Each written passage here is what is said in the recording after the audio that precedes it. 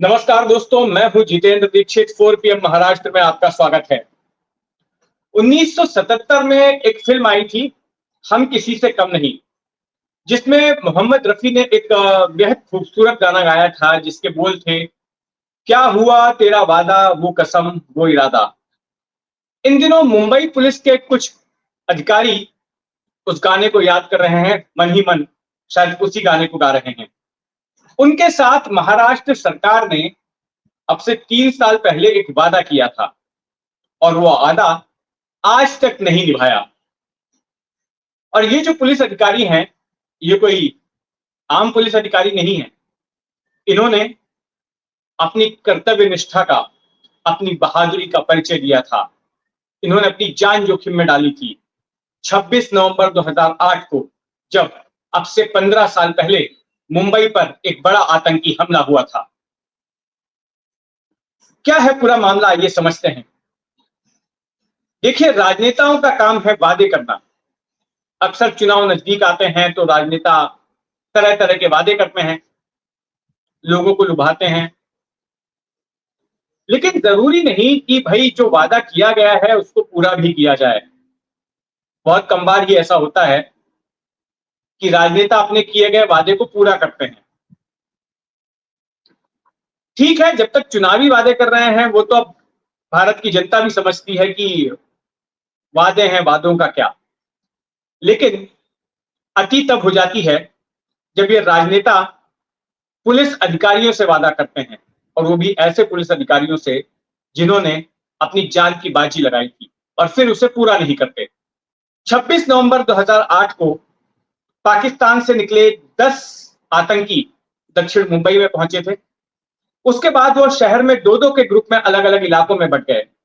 2 लोग Leopold cafe गए, 2 लोग ताज होटल गए, 2 लोग नरीमन हाउस गए जो कि यहूदियों का कल्चरल सेंटर है, 2 लोग ओबराय होटल गए, और 2 लोग सीएसटी गए।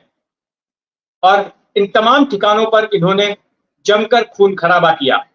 सीएसटी पर जो 2 लोगों का ग्रुप आया, उसमें एक था अबू इस्माइल और उसके साथ था अजमल कसाब। इन लोगों ने सबसे पहले सीएसटी रेलवे स्टेशन पर फायरिंग की, जहां पर करीब 55-60 लोग मारे गए, 100 के आसपास लोग उसमें घायल हुए। फिर सड़क क्रॉस करके ये लोग आए कामा हॉस्पिटल की लेन में, वहां पर उन्होंने गोलीबारी की, वहां खून खराबा किया। और उसी लेन में इनकी भिड़ंत मुंबई पुलिस के 3 जांबाज अधिकारियों से हुई। ATS chief Hemant Karkare, additional commissioner Ashok Kamte और इंस्पेक्टर विजय सालस्कर, ये तीनों एक ही कॉलेज में सवार थे और इन दोनों आतंकियों को ढूंढने निकले थे, लेकिन इन्होंने घात लगाकर उन पर हमला कर दिया, जिसमें कि इन तीनों ही अधिकारियों की मौत हो गई, उन्हें शहादत प्राप्त हुई। उसके बाद उनके शवों को बाहर निकालकर इन 3 अधिकारियों के साथ साथ इनके जो बॉडीगार्ड्स थे, उनके भी शव मौजूद थे, उन सभी को बाहर निकालकर फिर उस कॉलेज गाड़ी पर इन्होंने कब्जा किया और वहां से ये मेट्रो जंक्शन की तरफ पहुंचे। मेट्रो जंक्शन बमुश्किल वहां से 200 मीटर के फासले पर था। वहां इन्होंने देखा कि बड़े पैमाने पर भीड़ जुटी हुई है, मीडिया कर्मी थे वहां पर, पुलिस कर्मी थे। तो अबू इस्माइल ड्राइविंग सीट पर था और उसके बगल में कसाब बैठा हुआ था। तो कसाब ने उस भीड़ की तरफ अपने AK-47 से फायरिंग की, और उस फायरिंग में ईटीवी चैनल के एक कैमरामैन की उंगली उड़ गई।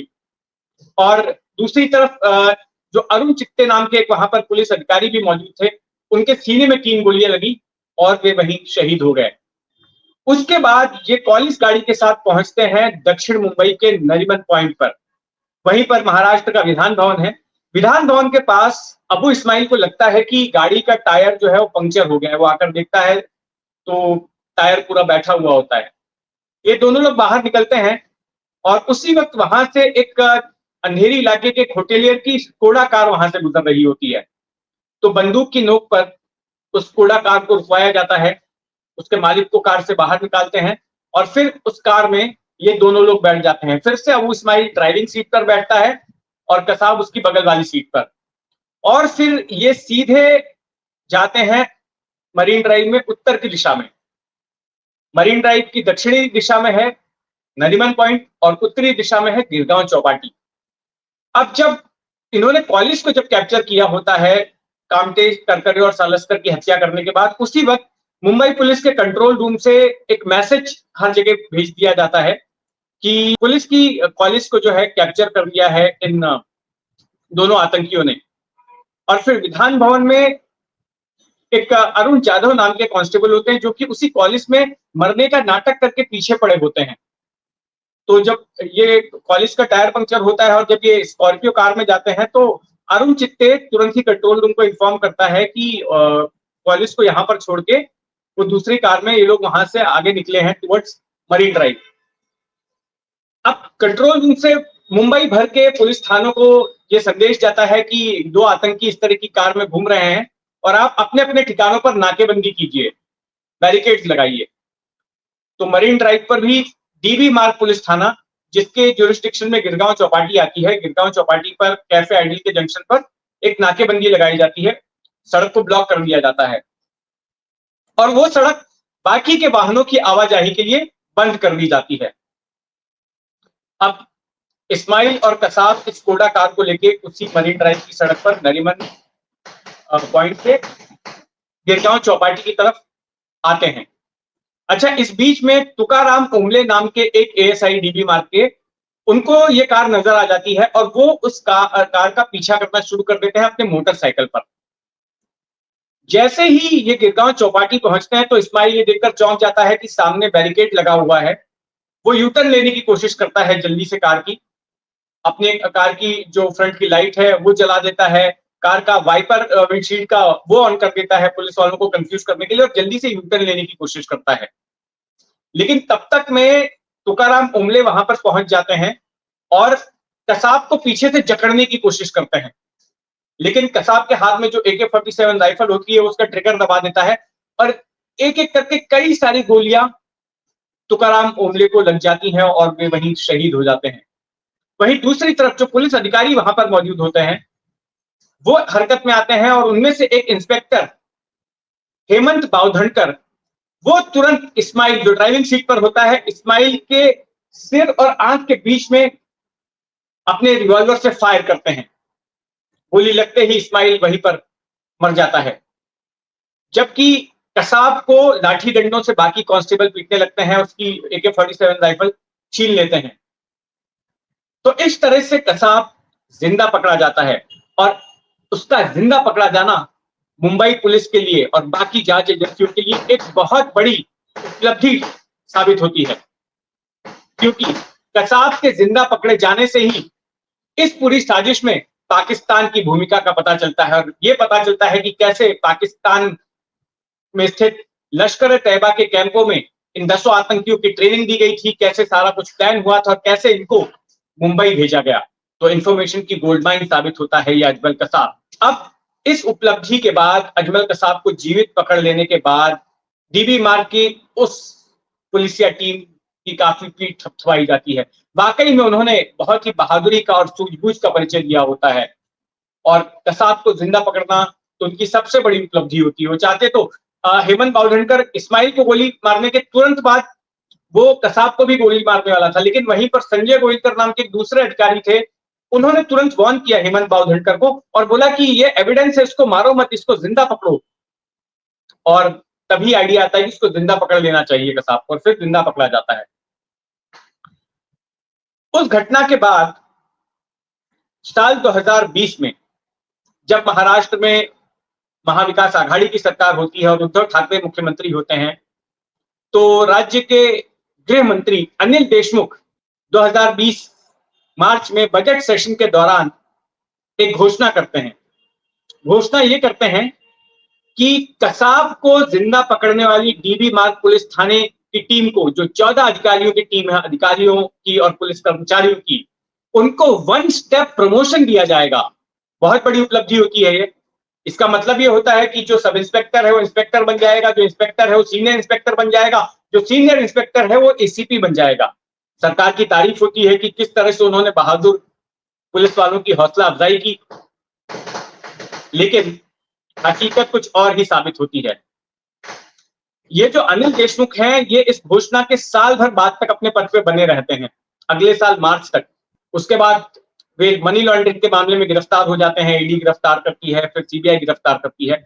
लेकिन इस साल भर में अपने इस वादे को पूरा करने के लिए वे कुछ नहीं करते। ये तमाम बहादुर पुलिस वाले इंतजार कर रहे होते हैं कि सरकार ने जो वादा किया है उनको पूरा किया जाएगा। वन स्टेप प्रमोशन का मतलब होता है ना केवल आपका ओहदा बढ़ता है, आपका रुतबा बढ़ता है, आपकी सैलरी बढ़ती है, जो पर्क्स मिलते हैं वो बढ़ते हैं, एक तरह का पुरस्कार होता है वो।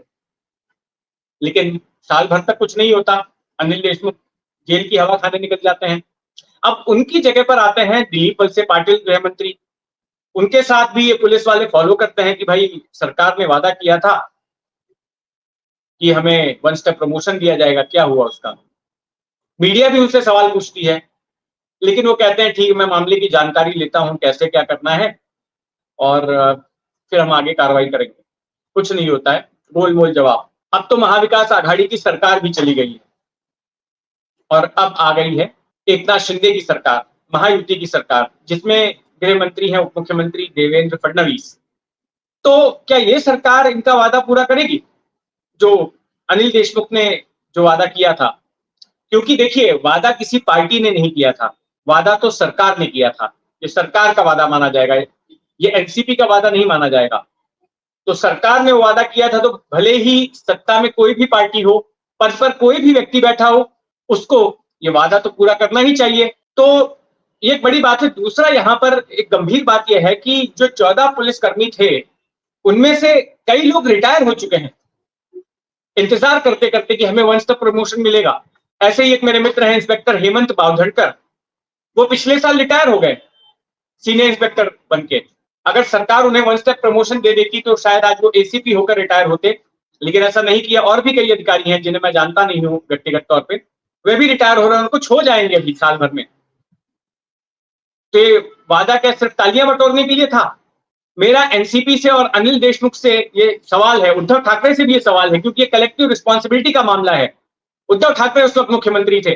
अगर आप इस तरह से वादे को पूरा नहीं कर सकते थे, तो ऐसा वादा करके इन पुलिस अधिकारियों के साथ मजाक क्यों किया गया? इन बहादुर पुलिस अधिकारियों के साथ जिन्होंने अपनी जान बाजी पर लगाई थी।